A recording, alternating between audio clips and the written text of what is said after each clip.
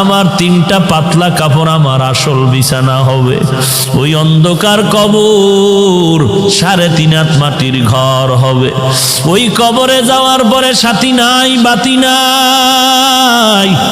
আল্লাহ পাকের 2 জন ফেরেশতা প্রশ্ন করার জন্য আসবে।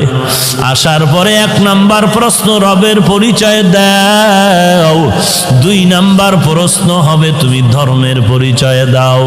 3 নাম্বার প্রশ্ন হবে তুমি রহমাতুল লিল আলামিনের পরিচয় দাও।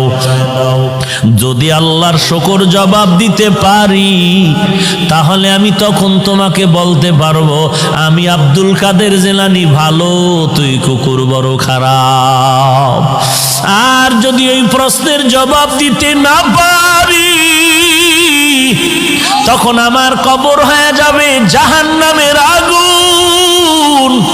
1টা নয়, 2টা নয়, 70 থেকে 99টা সাপ।